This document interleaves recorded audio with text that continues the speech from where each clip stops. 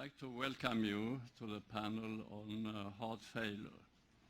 When deciding on the subject of the panel I was going to chair, I asked Dr. Lars Rydén, who is professor of cardiology at the Karolinska Institute, a hospital in Stockholm, for advice. And he did not only suggest the topic of heart failure, but he also provided me with a list of excellent participants of the panel. Heart failure is a global problem with an estimated prevalence of 38 million patients worldwide, a number that is increasing with the aging of the population.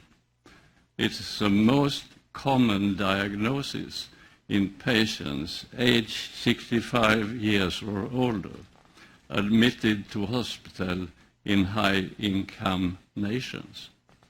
Despite some progress, the prognosis of heart failure is worse than that of most cancers. However, significant progress has recently been made in the treatment of heart failure, and this is what we are going to focus on this afternoon. I have an outstanding group of people in the panel, consisting of Bud Frazier, who is professor of surgery, Baylor College of Medicine, University of Texas Health Science Center, and chief of the Center for Cardiac Support, the Texas Heart Institute. And then I have John McMurray, who is professor of medical cardiology, Institute of Cardiovascular and Medical Sciences at the University of Glasgow. And then I have Ameet Nathwani, who is Senior Vice President and Global Head of Medical Affairs at Novartis. And finally, Lars Rydén, who is a Professor of Cardiology at the Karolinska Institute in Stockholm, Sweden. And we will start with Professor Rydén, and he'll give some notes on the epidemiology and early history of heart failure treatment. Please. So, thank you very much. And if I have my first slide, please. This is actually the new building of Karolinska Institute that you are facing. This is my conflicts of interest, or potential conflicts of interest. And this is what I'm going to talk about. So, in the Western world, and this is a rather highly quoted paper, you can see that the prevalence of heart failure is around 1 to 2%, and the incidence quite high as well. We don't know much about the developing parts of the world, but they are following us in disease pattern, so this will be a problem even there in the future. If we look at a somewhat more recent publication, this is in the greater Stockholm area, looking at 2.1 million people. And we have complete track of our population because we are all looked upon by the tax authorities. So everybody is known in a lot of registries. Some of them make sense from the medical point of view. This one does. And here the objective was to look at contemporary figures about heart failure. And as you can see here, it's quite equivalent with a reference that I showed you as the first slide. It's about 2% the prevalence, and the 5-year survival is bad, as you can see, and as Bengt Samuelsson underlined. Now, this is a thing which comes by age. So you can see here the bars for women and men, that this is something which is quite unusual in young people, but increases by the age of 50 and beyond. But the number of people with the disease hides a little bit before the upper age, because they are not very common in the population in Sweden. What you can see here is also that there is not much of a difference in prevalence, perhaps a slight decrease in incidence. And maybe the all-cause mortality has decreased somewhat, but not much, as you can see here. So And let's then go to this country. This is from the Minnesota area, the Olmsted County, and the figures here are about the same as for Sweden. There is a slight improvement in survival rate, but it's still very bad to see these figures with a high mortality and morbidity. And the slight improvement is actually valid for every group of people. You can look at old, young, men, women, etc. To summarize what I have said, 21 million people, and the reason that it's high is that we are aging. We are survivors from myocardial infarction, but we are not cured. And finally, we have also not been able to prevent cardiovascular disease in the way we should. So we can see in our future that this is a prevailing problem for many, many years to come. So we need improved therapy. This costs a lot of money. Just look at the examples from the United States up here. So it's a very costly disease because of the repeated hospitalizations. And therefore, if you can protect people from being hospitalized, and I think that will be covered by the subsequent speakers, there is a lot of money to be gained to be used for improved therapy. But let's go back in time. This is a classical picture of a dropsy woman. And by that time, not much could be done. But the first description of treatment of dropsy or heart failure is when a Spartan girl called the god of medicine, Asclepius, that she knew that she had dropsy and she was suffering and she knew that she would die by it. So he asked for support, and he promised her to help. And he unscrewed her head, turned her upside down, and poured out the amount of fluid that was too much, and then he put the head back. This is a very efficient way to treat people, however, still not, despite surgical improvements, not what we can do. But it's not as stupid as you may think, because I am old enough to have been putting cannulas into the body of people just to let fluid drop out through the cannulas. It's a very dirty and very difficult thing for patients, but the only treatment we had when I graduated as physician some years ago. So let's go on. Hippocrates addressed this subject, and he did it quite well. These people need to be very calm, peaceful. They cannot eat whatever they want. And actually, if they are strong enough, you can let some blood out of them. So it's also something that was actually practiced for many, many years thereafter. Actually, George Washington was killed by venesection.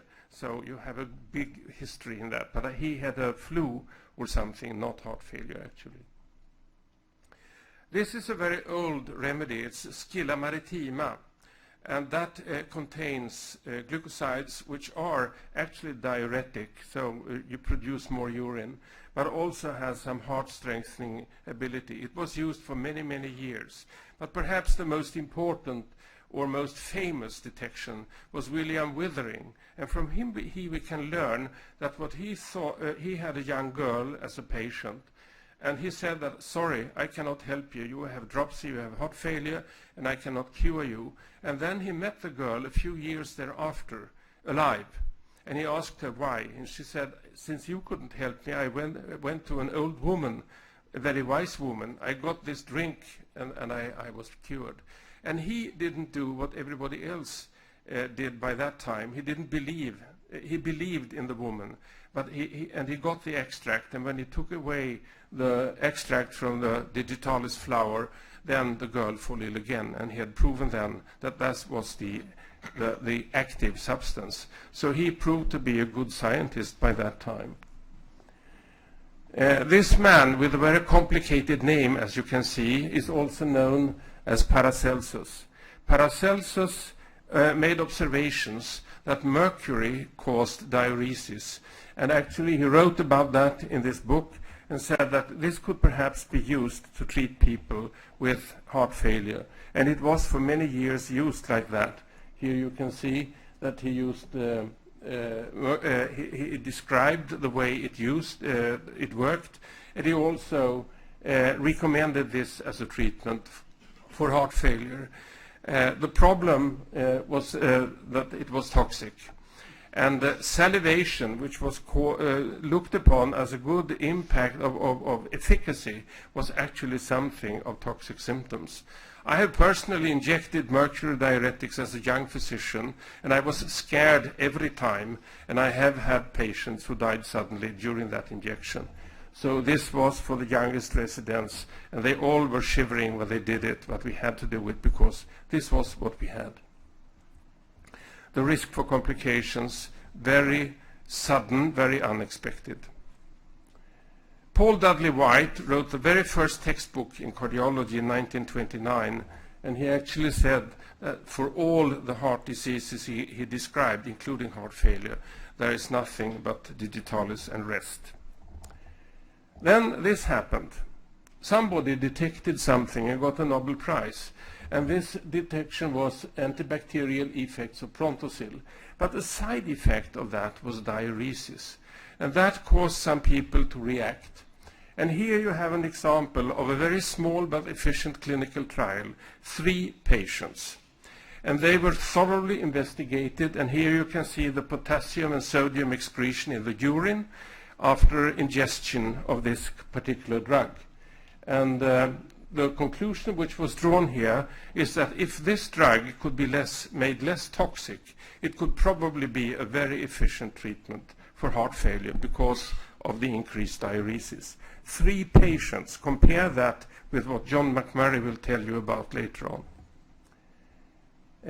Chlorothiazide was developed by MSD, and the Lasker Prize in 1975 was given to these people for the improvement of this molecule, which subsequently has been used for treating hypertension and even heart failure, and still is.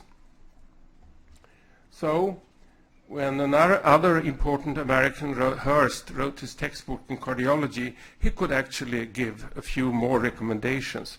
But nothing really cured the patients. They relieved from symptoms. They did not survive.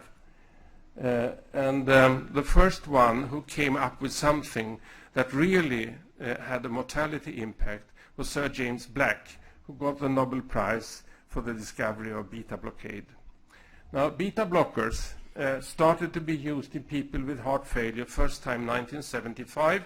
I still remember it. It was a Saturday afternoon.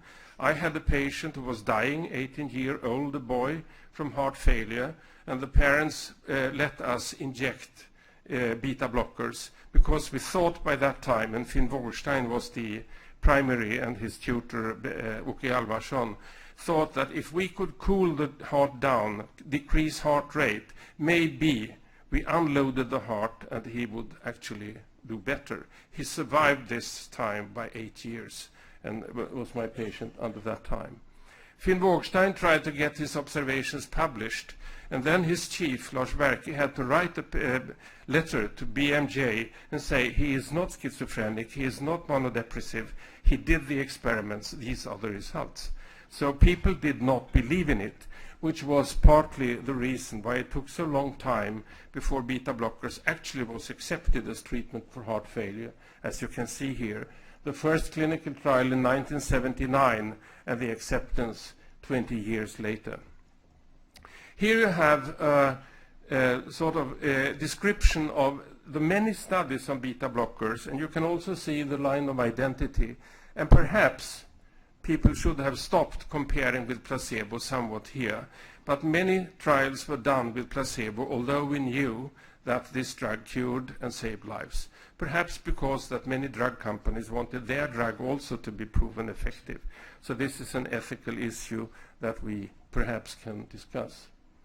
The next big move forward was from this snake. The venom of the snake was brought to John Wayne's laboratory. He was subsequently a Nobel Laureate also.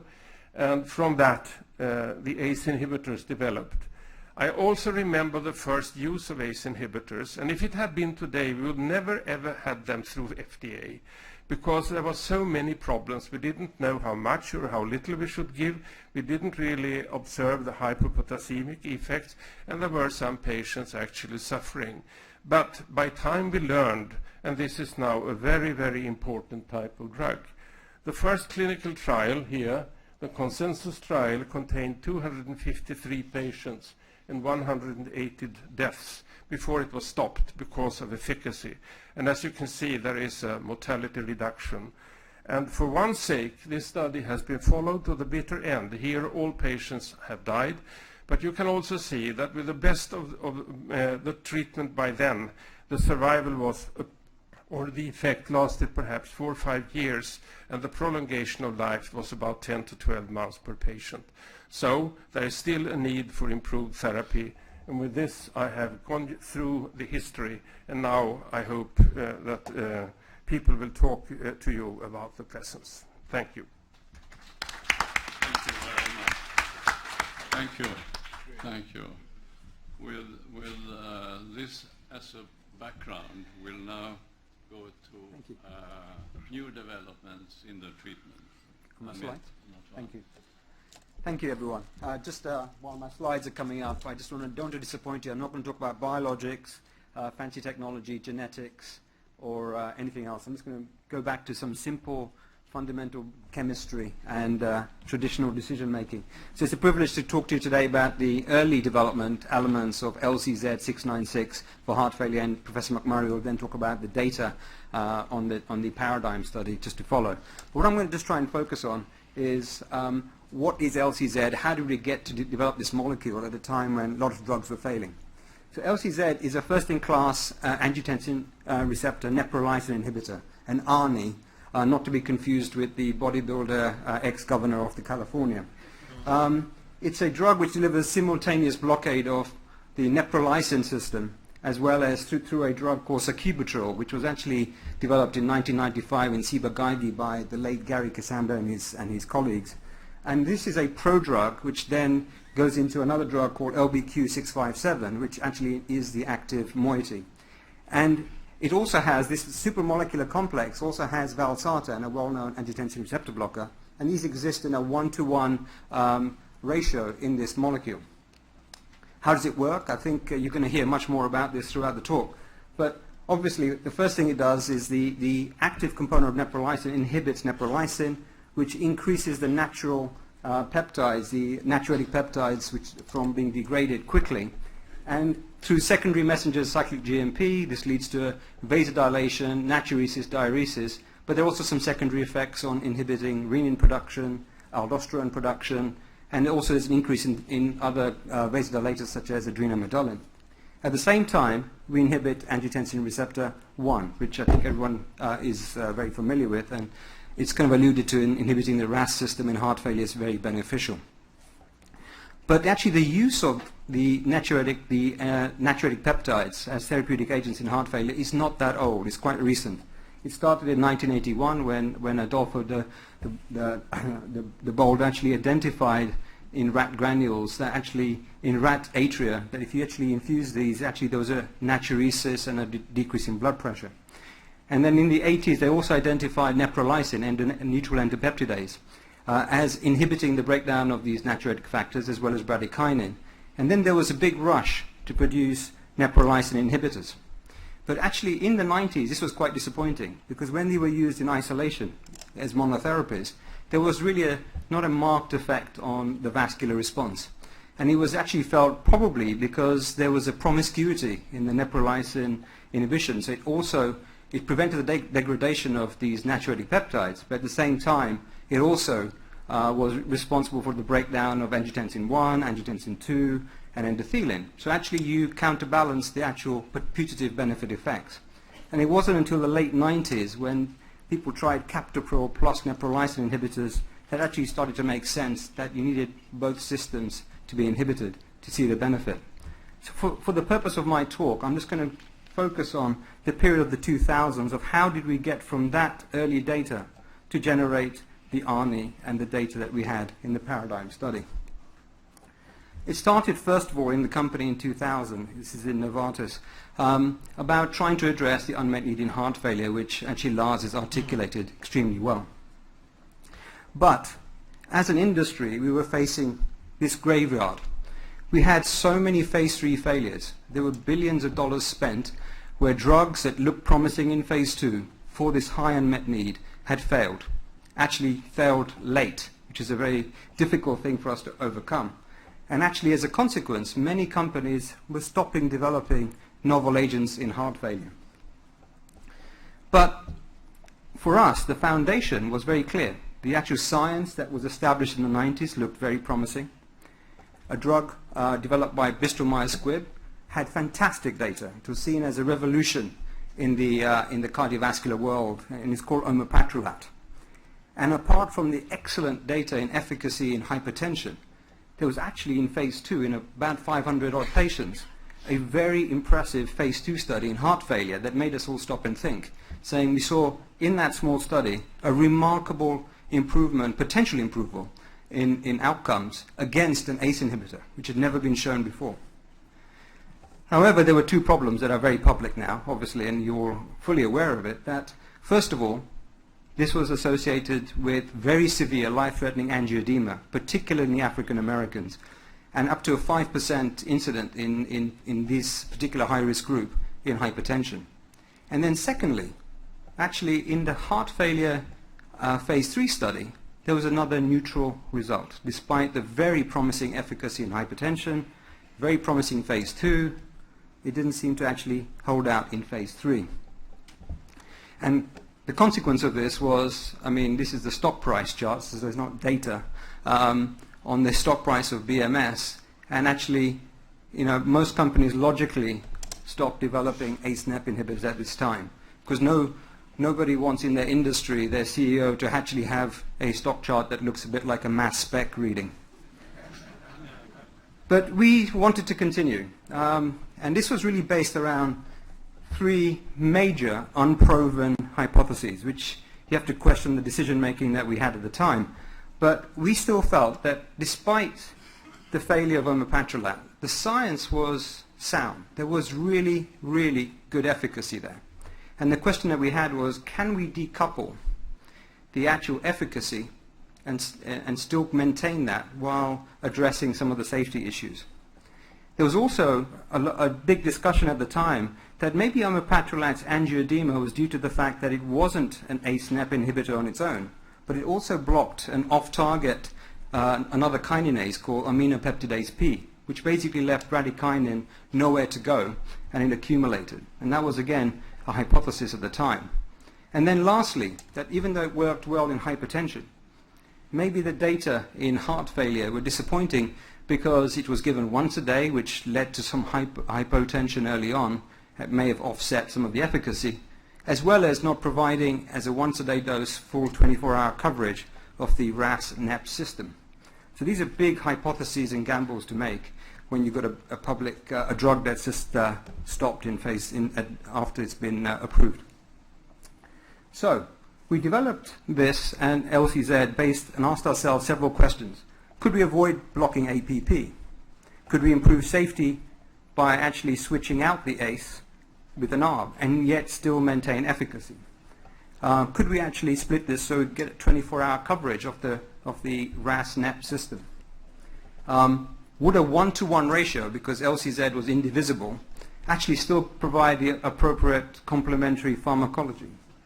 And could we leverage the dose that we already knew from valsartan to actually try and skip phase 2, given that phase 2 didn't really address much when it came to predicting outcomes in phase 3 in heart failure? So this is how we went about it. And first thing was, with LCZ, the AHU component was a very selective NEP inhibitor. And what you see is omopatrolat actually covered 3 of the 4 major kinases that was responsible for bradykinin. Whereas if we switch out the ACE and have a selective NAP, you leave bradykinin other places to get degraded. So that was obvious. But can you still maintain the actions, the efficacy, even if you switch out an ACE? Because we weren't really clear whether some of the other bradykinins were contributing to the efficacy. there was lots of preclinical data around switching an ARB to a NEP, so switching an ARB to an ACE to an ARB, sorry, and still maintaining efficacy. But the conclusive proof for us came in the hypertension program. So we ran a large study. It was published in The Lancet by Rui Lepay et al. And it showed that actually in mild to moderate hypertension, with equivalent exposures of valsartan and AHU, actually you had a complementary effect on systolic blood pressure. This was really comforting, and there was no angioedema in this study. And then we ran a very small study, it's a biomarker study, looking at in heart failure, showing that LCZ also decreased NT-BNP, it increased cyclic GMP as a signal for activating the neprilysin system, the natriuretic peptides, and actually decreased aldosterone as well. So then the next question was, this is a 1-to-1 ratio, are we going to be lucky enough to have simultaneous pharmacology? And we were very fortunate that the active ingredient for the NEP inhibitor and valsartan had very similar pharmacokinetics. So we had very similar Tmax and a half-life that actually was largely similar and allowed us to actually contemplate twice-a-day dosing to give us 24-hour coverage. On top of which, the dosing that we had selected allowed us to get a valsartan exposure which was identical to the approved valsartan dose of Diovan used for hypertension and used in the post-MI and heart failure studies. And we were also,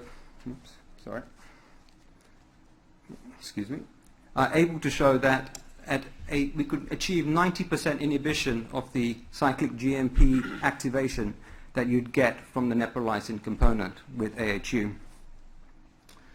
So then we came to the question, which is, should you actually break the cardinal sin in industry and not do phase 2? And this is a quote from Milton Packer, who was on the executive committee at the time and was advising us about the fact that in heart failure, phase 2 does not predict the phase 3 outcomes. So we took the decision, based on a number of things, to skip phase 2 and move straight into phase 3. And it actually saved us 2 to 3 years in the development time. But the logic was the following. We had a drug called valsartan, which is a component of LCZ, and we'd characterized the dose and studied it well in heart failure and in the post-MI setting. We hadn't studied extensively the NEP inhibitor, but we could putatively model from the cyclic GMP elevation and also from the data we had in hypertension that we were in the range of the dose, and we certainly had seen no angioedema. So we felt comfortable that we could probably make a good argument here about the dose of the neprilysin inhibitor. And lastly, if you're looking for events such as angioedema, they're rare.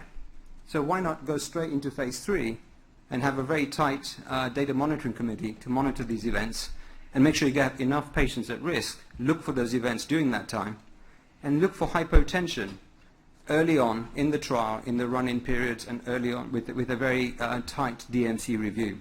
So with those arguments, we actually managed to move straight into phase 3, and John will describe a study that we undertook. So just to conclude, LCZ actually was, the development of LCZ for heart failure was actually a very difficult thing to do in an industry at a time when you had a major drug in this type of mode of action that had failed in a very public manner, despite showing very promising efficacy. We made some really big hypothetical assumptions which were unproven at the time that we took the decision, and trying to make those decisions in a company with committees which are very risk averse was not easy. We also did something that I'm not suggesting we should do regularly, but we skipped phase 2. And just to compound matters, we actually had another drug which had phase 2 data. It had a more clear history of the mechanism, a direct renin inhibitor called aliskiren, which was also being developed in heart failure. So paradoxically, we actually had 2 programs in a disease which actually was a graveyard of failures, and we were progressing them simultaneously. And lastly, LCZ, because of the way of the construct of the molecule, would have to beat enalapril. So it would have to be a head-to-head study versus enalapril, and actually there was no history of anything actually beating the ACE inhibitors. They're the standard of care.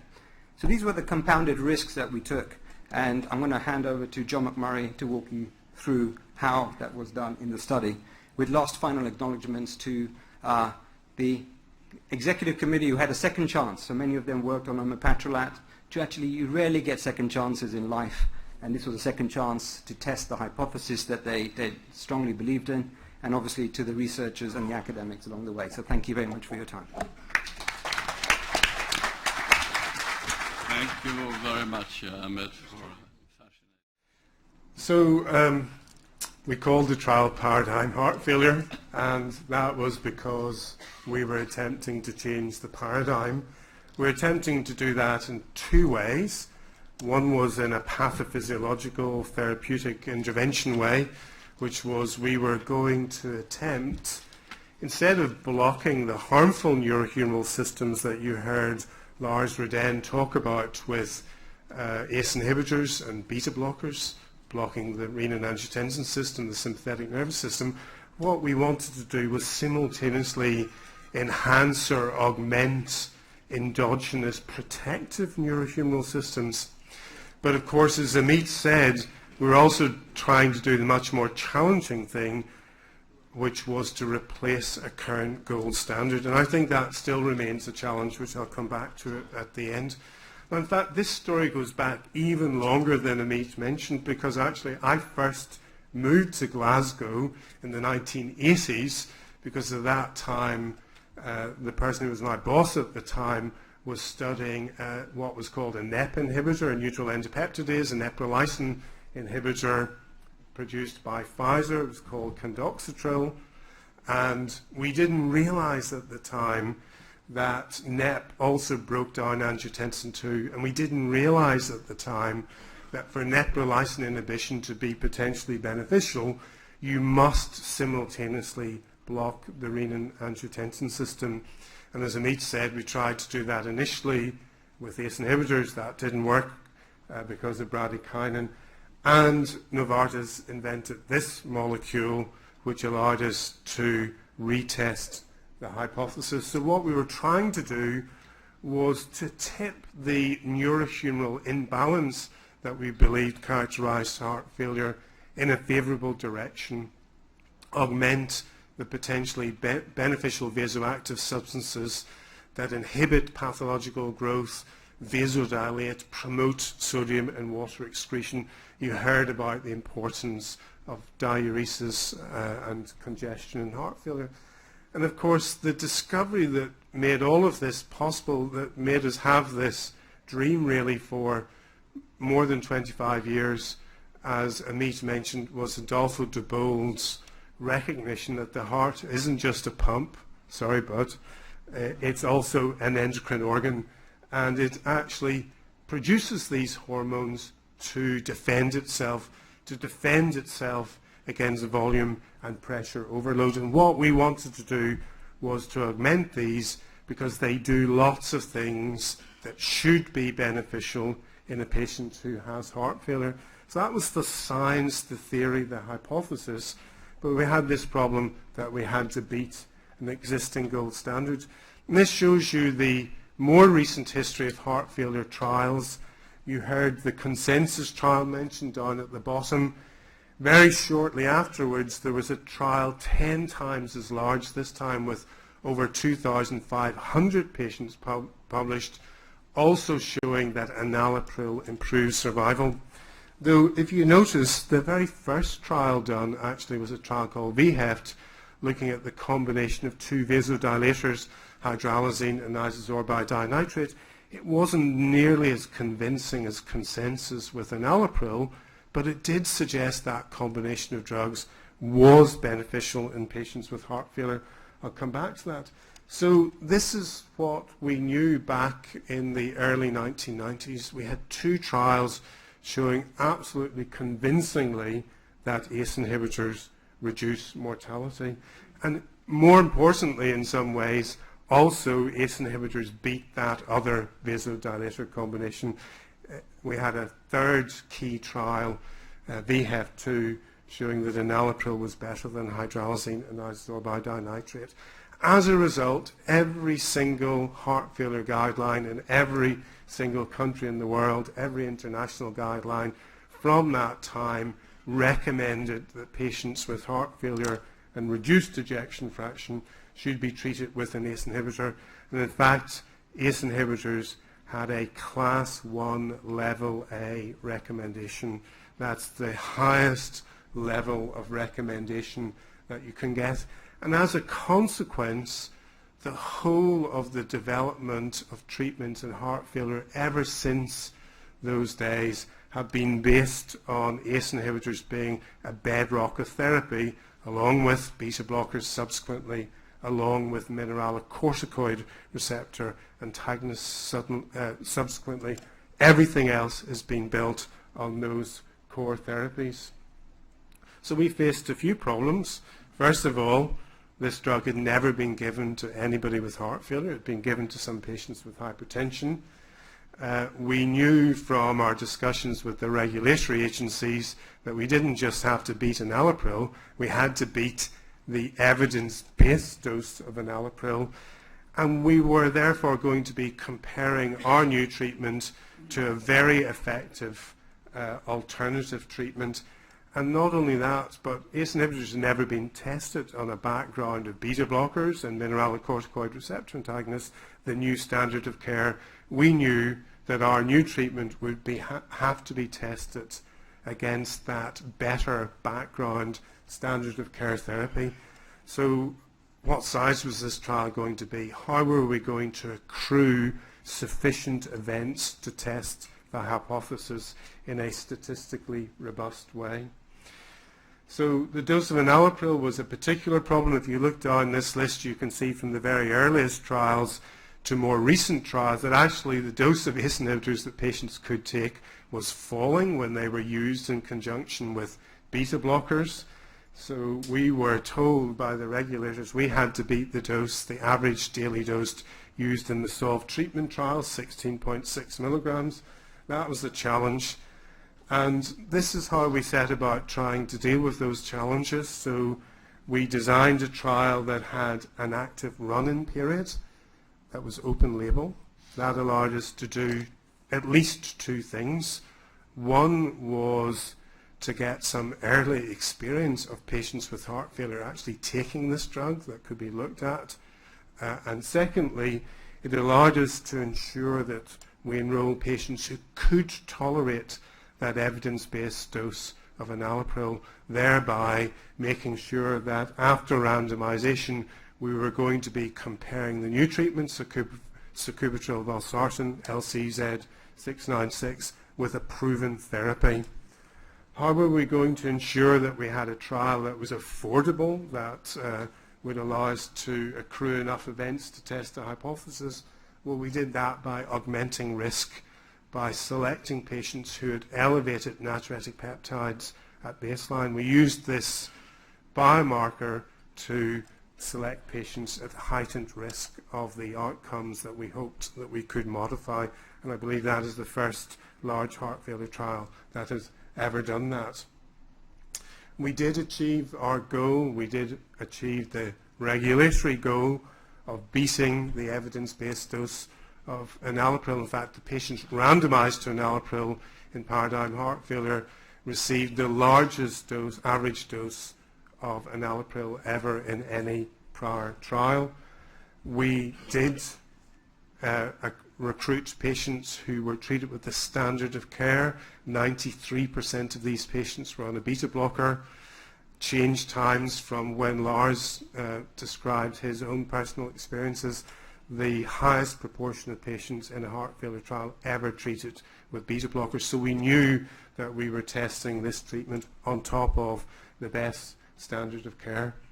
So what did we find? And I just put this up really to acknowledge Milton Packer, who was the co-chair of Paradigm, the other executive committee, other people from Novartis, some of whom are in the audience today. So this was our primary endpoint. This is a very old hospital in Glasgow, a medieval hospital, Glasgow Royal Infirmary. Like all old hospitals, the patients could stand in the balconies outside their ward looking at the cemetery which was always built beside the hospital, which is beside a cathedral, because that's what happened in the past. So our primary endpoint was the composite cardiovascular death or heart failure hospitalization. We reduced this significantly. This is not against placebo. This is against a gold standard. We reduced it by 20%, and we've never seen a p-value like this before, 4 by 10 to the minus 7. Both of the components of that composite were reduced significantly, both cardiovascular death and heart failure hospitalization. It wasn't just first admissions that were reduced, multiple admissions were reduced. You heard about the importance of those economically, and I'll come back to that in just a moment. The principal secondary outcome was all-cause mortality, also significantly reduced by 16%, again compared to an active control. And we reduced the two major modes of death. Now, we will hear shortly about the very important role of surgery in advanced heart failure in patients who get progressively more symptomatic. But actually, in the majority of our patients who've got mild symptoms, the major mode of death is sudden, unexpected cardiac death, something that we cannot generally predict. And as you can see, LCZ696, sacubitril valsartan, also reduced that mode of death significantly, as well as death due to progressive pump failure. And of course, it's not all about reducing mortality or keeping people out of hospital. You like to make these patients feel better because they don't feel well. We tried to evaluate this using the Kansas City Cardiomyopathy Questionnaire. We saw a small but significant improvement with LCZ696 compared to enalapril. That number might look small, but actually there's a clinically important improvement in patient-reported outcomes. And we did this, I think, with acceptable safety. We saw a bit more hypotension, but to our pleasant surprise, we saw less renal dysfunction. Everybody here probably knows ACE inhibitors can cause renal dysfunction. They can also cause hyperkalemia. We saw less of that. And we did not see much angioedema. This molecule had been engineered to try and minimize the risk of angioedema, and indeed we saw a handful of cases of angioedema, given that this was a trial with almost 4,200 patients in each treatment group.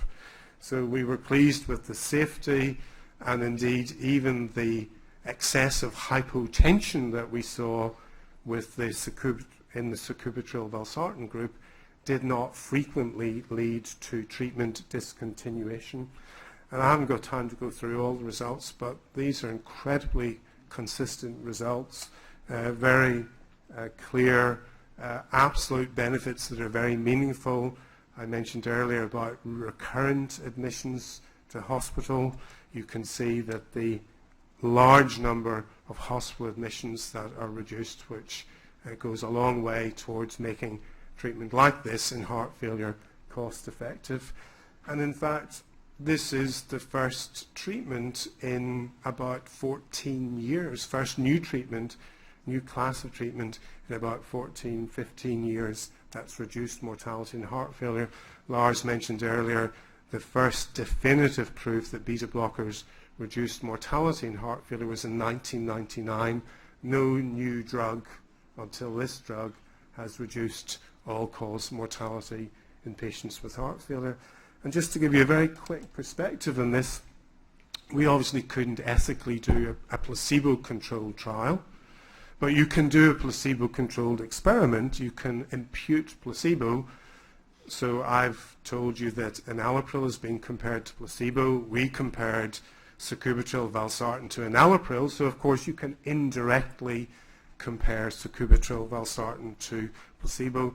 And we've done this and we've published this, and the reason we've done this is to really highlight that in essence what this drug does is double the benefit of an ACE inhibitor on cardiovascular mortality, which we think is a very important development for patients with heart failure. So you might think that this is pretty straightforward, but of course it never is. in medicine and in drug development. And I think the challenge is how hard you have to try to replace a gold standard, because I'm sure Novartis would like if it was as simple as shown on this slide, but actually removing 30 years of experience, removing a drug with a class 1 level A recommendation from the guidelines is a big challenge. We think that we had the statistical power to say that that should be the case, but we will have to wait to see what the guideline committees say. But I do hope that in the future our treatment for heart failure will change, and instead of an ACE inhibitor or angiotensin receptor blocker being at the core of treatment, it will become an angiotensin receptor and neprilysin inhibitor. Just to finish with, just to show you that sometimes we're not as smart as we think, I confidently predicted a few years ago in this New England Journal editorial during the era of angiotensin receptor blockers that nothing could beat an ACE inhibitor. They just seemed at that time unbeatable. So a little bit of humility is a good idea. Thank you very much. Thank you very much. And we have the last presentation by Frazier on ventricular assists. Please. Well, it's very interesting coming to this meeting. I've been traveling. I've given like 6 talks in the last 6 weeks from Kazakhstan, Budapest, the Split, Los Angeles, Chicago, and here. And I've never been at a meeting where I'm just probably more out of place. There are no surgeons here, and all I deal with are things that you can pick up and feel. And I'm at a meeting where we have all the thinking doctors. So, but I do. I always when my wife asks, when anyone asks my wife what I do or what field I'm in, she always replies with this, and I think it probably has a good description, I think, in a lot of what we do. I won't discuss this. We've already been over this, and one of the things, I've done over 1,000 heart transplants. And I've done more heart transplants in LVADs than anybody in the world. Not because particularly I wanted to, but because none of my partners wanted to fool with them, and they didn't get paid that much for them. So, but the transplants, of course, have a limited application. As I'm sure most of you know, we can only improve the heart transplants to a certain degree. We have to depend on someone else's misfortune. There are only a certain number of donors.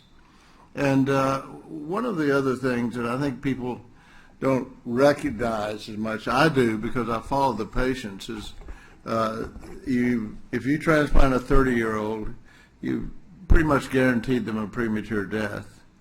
Once you get into the 60-year-olds, those are probably the most convenient ones to transplant. And I've labored with this. I started doing them in 1982.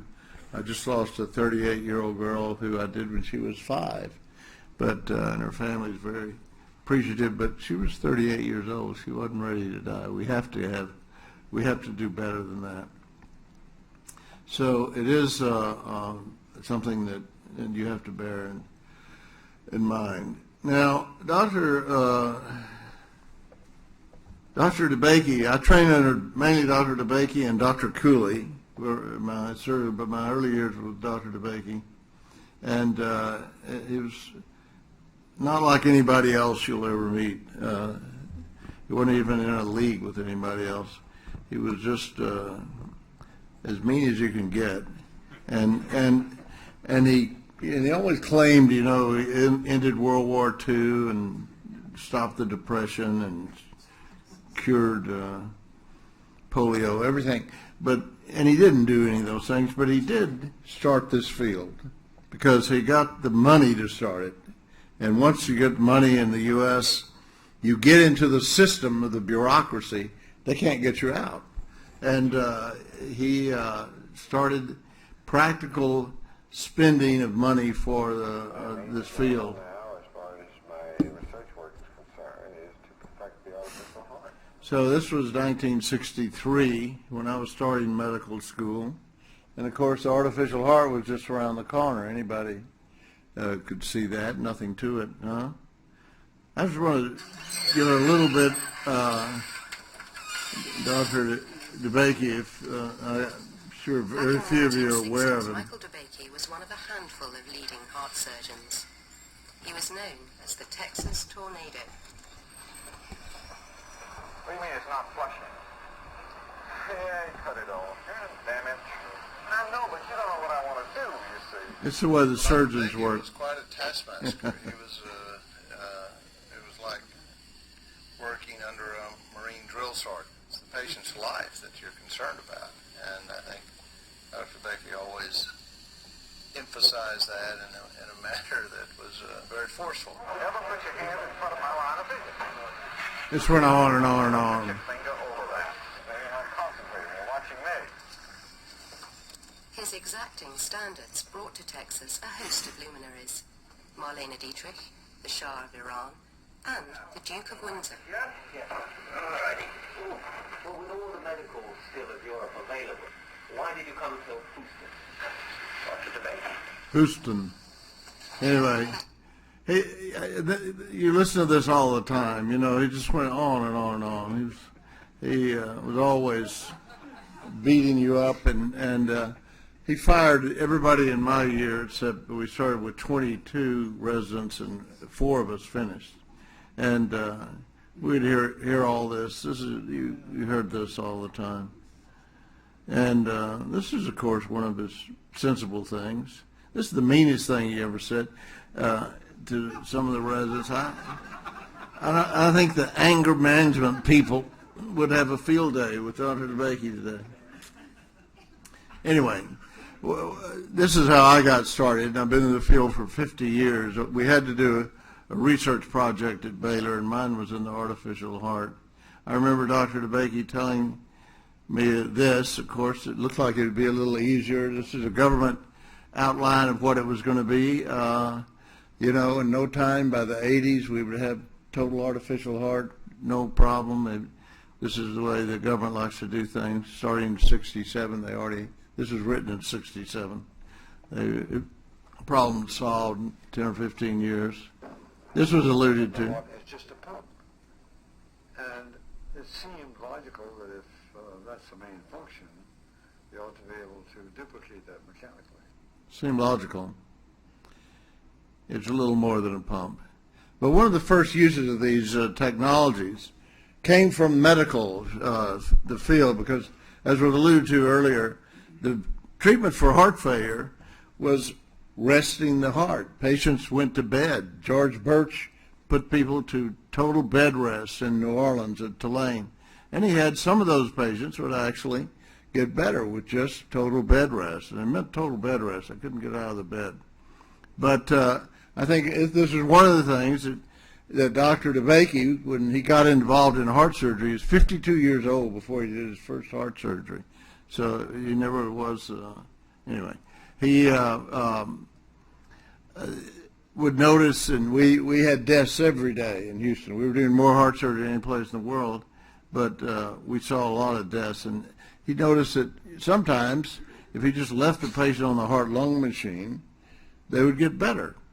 And that was the first use of these pumps, was to rest the heart on patients that he couldn't get off the heart-lung machine. And this patient he did when I was a medical student on the service, which got my interest in it as well.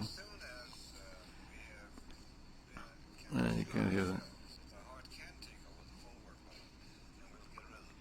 We'll get rid of the pump. And this is a very brave woman. You can see he took the pump out under local, by the way.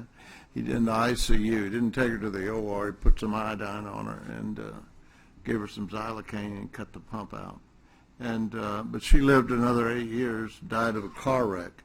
Heart transplantation came in about that time, and of course this Chris Bernard was involved in that, and Dr. Cooley again did the first successful heart transplant in the U.S., and most of the heart transplants, the first period, were done in Houston.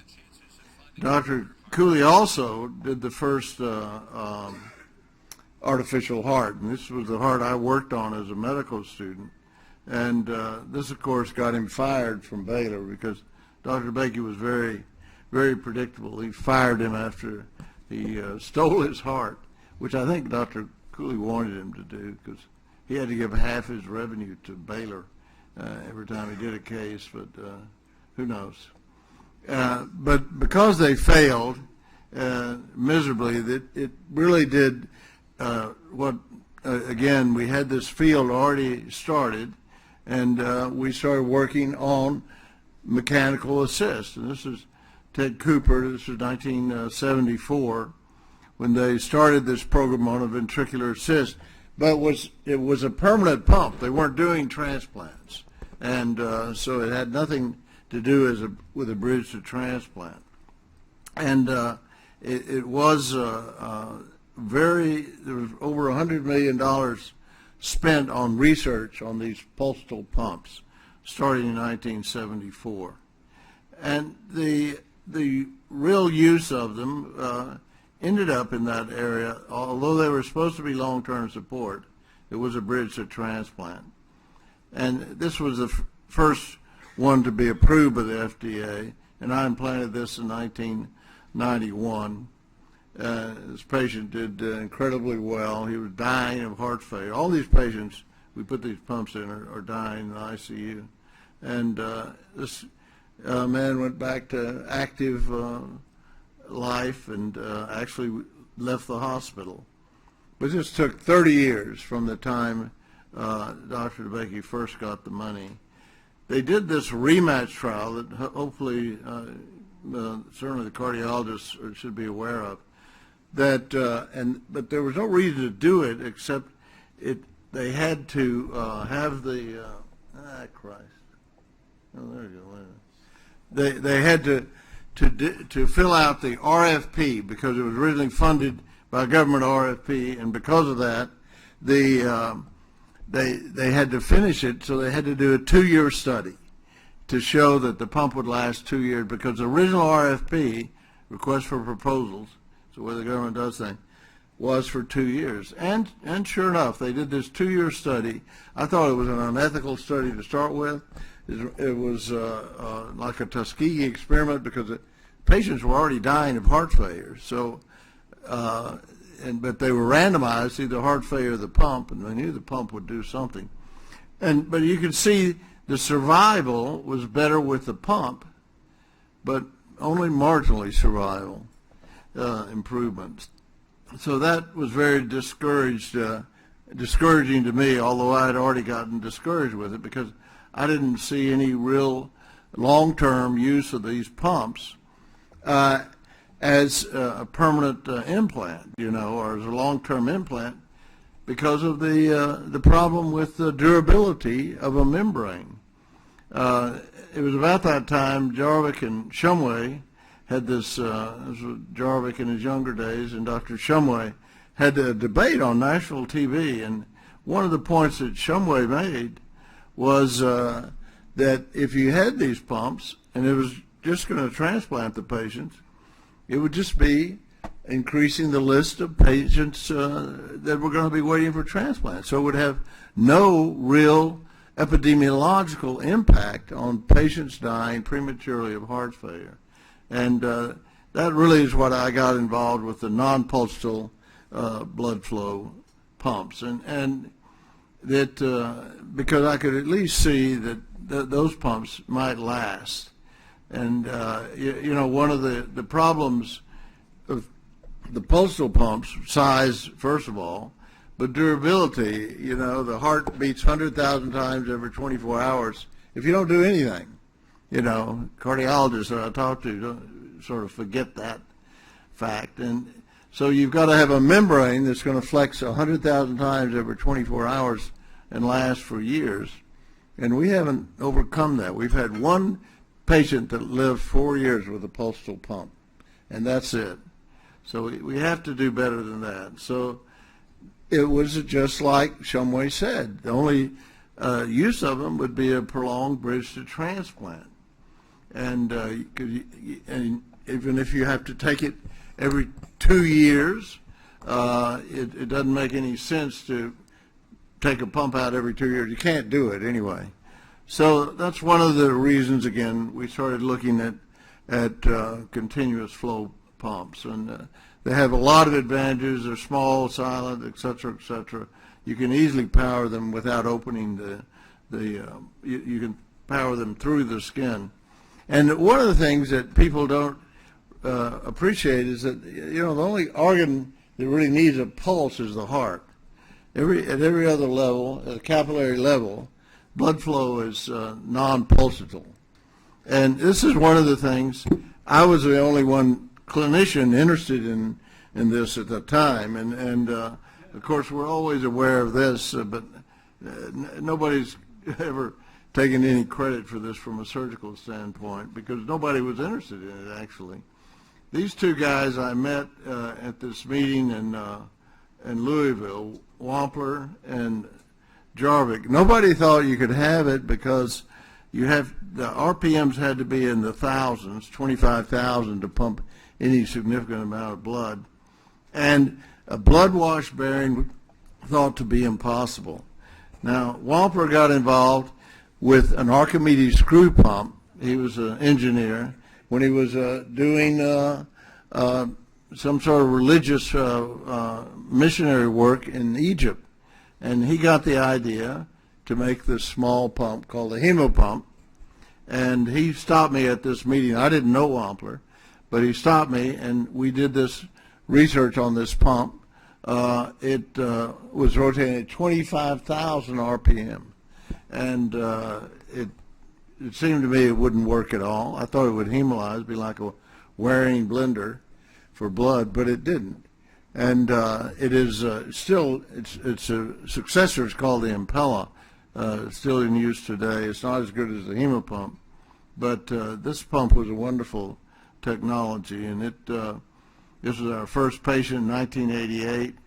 This young boy came in, and at this time, he didn't have that popsicle. He had no heartbeat. His heart was fibrillating. It wasn't moving at all, and he was fine. And it again intrigued me with the possibilities of perhaps getting a total heart with continuous flow. Of course, this went everywhere in the Times, and everybody was interested in this at that time. That doesn't last, I assure you. But the hemopump itself did demonstrate you can have a 25,000 RPM pump. It would flow about 2 to 3 liters at that RPM without tearing the blood up, which nobody believed at the time. I didn't actually believe. But that's the old Claude Bernard principle. You do the research. You can't make a judgment. You have to just decide whether you need to do the research and let nature tell you what the answer is. And I can't think of a better example of that in my life than this, because I thought the research should be done, but if you asked me if it would work, I wouldn't have bet on it. And it's the most important single advance, because that's what got us into this field. And the other thing, at the same time, I was working with Rob Jarvik on blood wash bearings, and nobody believed you could have blood wash bearings. Of course, in fact, experiments were done on that in the 70s and 80s. You gotta have to have non-lubricated bearing. You can't have a bearing has to be lubricated, just like in your car. Well, Jarvik and I started working on that, and Jarvik, I've always had this sort of a strange relationship with him, and I'm sure he wouldn't have worked with me at the time if he could have worked with anybody else, but there was nobody else he could work with, so he had to work with me. And but he's a genius as a machinist, and he would make these pumps in New York, in Manhattan. He was living above Lincoln Center, and he had all his machines on this floor. He and his wife, who is the highest IQ in the world, Marilyn von Swan, they had this whole floor, and Jorvik would make these things. It's bound to be against some housing code or something, and because they had all these machines, and send them down to me. The first pumps lasted about 2 days. Next pump, I'd send it back. Jorvik would make it again. He'd send it back and forth and back and forth, and this continued. It took about 5 years of going back and forth, and he mastered it. He got it. And that's the basis of all the implantable pumps today, are based on Jorvik's work on the blood wash bearings, because nobody believed it could be done. It's interesting that, it's very, very little deviation that will allow you to allow those blood wash bearings to work. And I implanted the first one of those in April of 2000. Actually, between these two contributions, that's what the whole field is really based on. Our first destination therapy patient I did in Oxford, of all places, because we couldn't get FDA approval here. This man lived 7.5 years. He was a writer, wonderful guy, very brave. He had trouble with.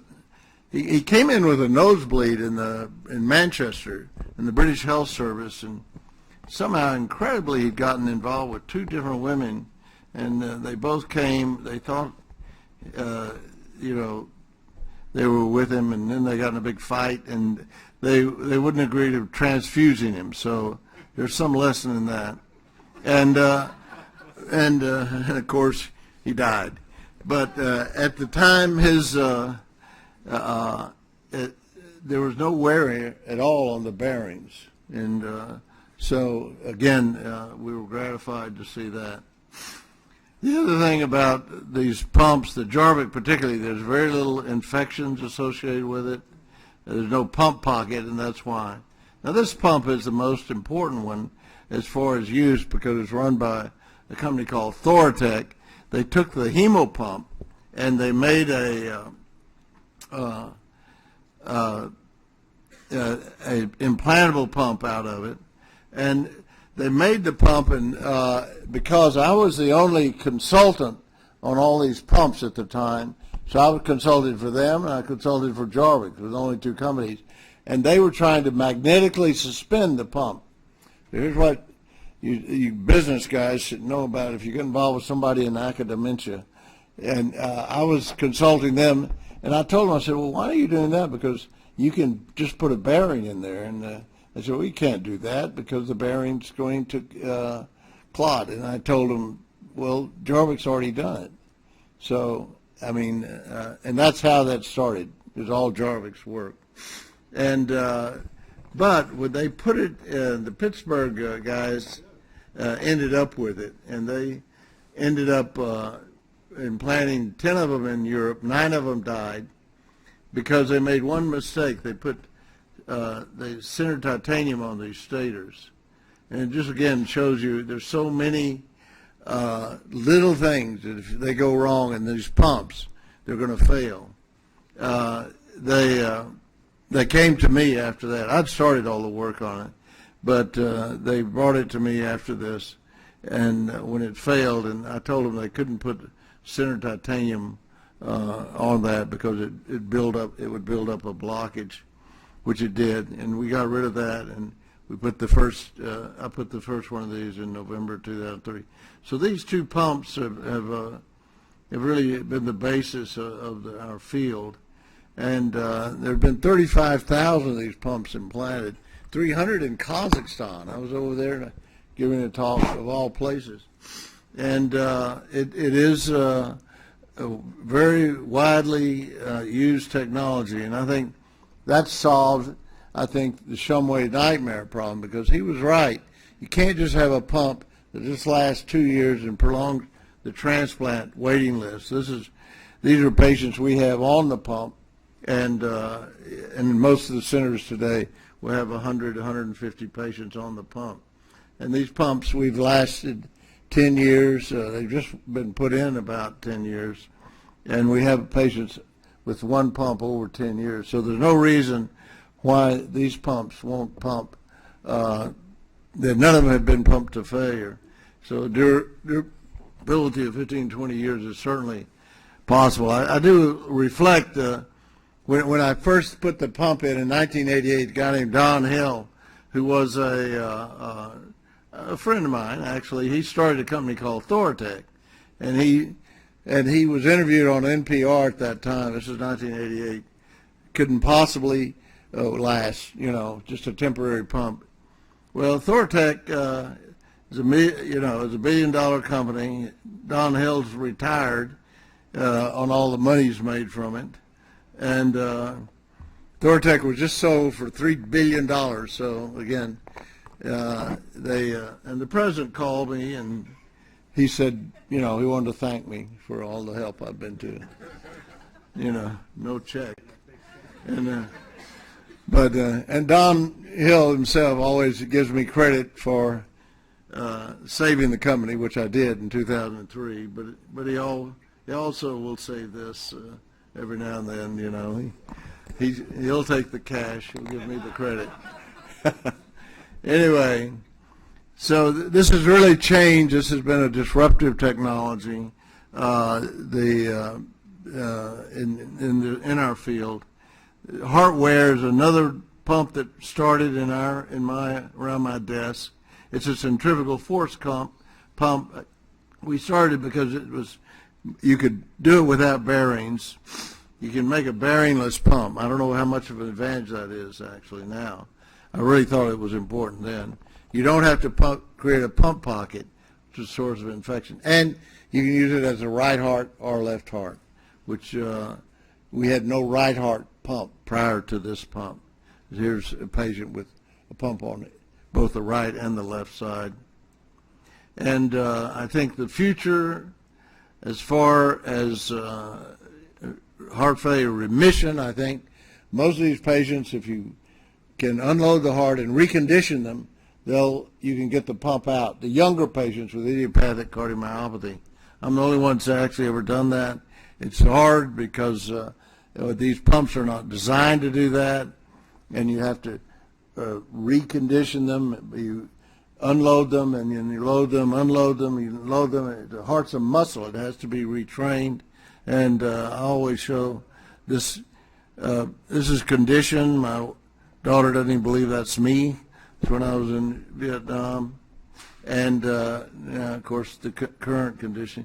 But you have to recondition the heart with this ventricular loading and unloading. I just wrote a paper, and we've 28 of 31 patients. I was able to get the pump out, and that's the best scenario. Of course, you can improve their ejection fraction, which you can do. It's a lot of work though with these pumps as they're now designed. Jarvik is actually, I got him to change his pump so that it has a 6-second stall, or it goes down to very low flow for 6 seconds. You see that'll wash out the aortic root, the source of clot, but it'll also allow the heart to work some. And that pump will, I think, be very amenable to reconditioning. These are just some of these young people that you don't want to transplant these young people. If you can get out of it, because there's a young boy I did put the pump in when he was 14. Now he's graduated from college. He's 9 years out. This guy's about 10 years out. You've got to try to save these people, save their heart. And that's one of the things that this technology will, I think, allow to do. And I think in the future it'll be much more in use in that way. These pumps allow you to also make a real total heart. Now this is the first animal that we did. We totally removed the heart. We put 2 continuous flow pumps in, so there's no pulse at all in the system. There's nothing, just total constant flow. We've had 90-day animals out with this, and because of this work, there was a young, and we put them on the treadmill. They actually have a Starling's type response. I showed this to Dr. DeVecchi. This was, He was 96 at the time. And, you know, he started, like any guy in academics, he said, well, I think I must have thought about it myself at some point. He didn't. But, and he said he was going to get, you know, we'll get an NIH grant, which we did. And 5 to 10 years we'll have patients. Of course, I was thinking, Jesus, he'll be 100 and something years old. And this was his reply. I hope you'll still be around then, Bud. Unfortunately, he didn't live to see it, but he was a great contributor, and certainly I would have never done it without him, his help. Now, this is the pump we're now working on. It's a continuous flow pump, and I just want to show you, it just has one moving part, and right in the center, we make it with a 3D printer. You know, the thing that we used to do with Jarvik when I took it back, and it took 3 months for him to get it back. I mean, we could probably have done that work, the whole work, in the 5 years of work in 3 months, because he just, with his 3D printer, you just knock this thing out, and you take, because the slightest deviation, these things won't work. And we've already made this pump now. We have a final design, and you can see how much smaller you can make it than the old pumps. It just has one moving part, and this one moving part determines by its position, it has a Starling's response. So if you have increased flow coming in, that will actually pump more on the left. And it's just this one moving part. Just the slightest movement of this will change the way it flows. And it's just this young engineer, it's just beyond me, you know, these computers.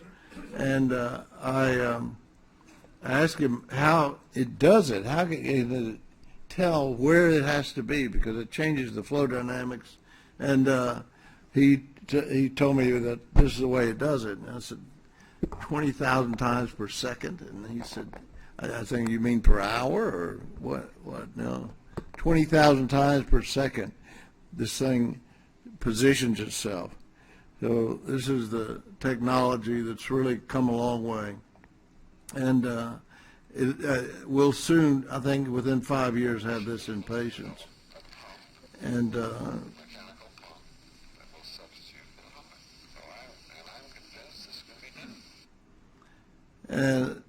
this is, you know, we talk about evidence-based medicine. Well, that works, but it doesn't work if you don't have any evidence. So you've got to have, you know, some way to actually do things, and with as much basic research as you can do. I had a dinner with this guy, this Irish singer, not long ago, and his name was Bono. Bono? Is it Bono or Bono? I didn't know who he was. But my daughter knew. Of course, she was very excited about it. All he did was talk about music and innovation. And it is impossible. He never took music lessons, by the way. Nobody in his band except the guitar player had music lessons. This guy never had any music lessons. So it's nice for you guys to sit and talk about all the research, but you can't be creative looking backwards.